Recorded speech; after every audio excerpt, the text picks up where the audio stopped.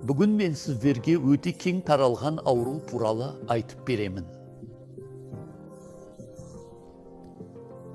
Бұл ми инсульті немесе церебралды инсульт. Күнделікті тілде біз бұл ауруды лак деп атаймыз.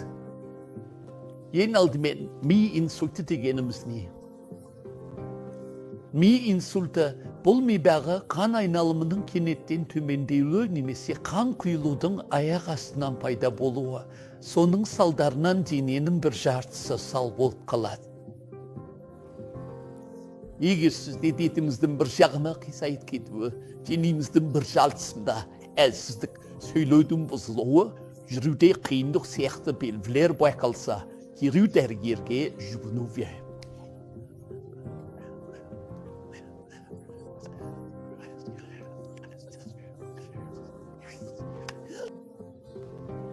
Бізде тромболитикалық терапия деп аталатын ем бар.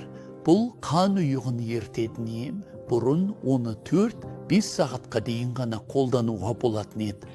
Ал қазір 20-30-ға дейін жасауға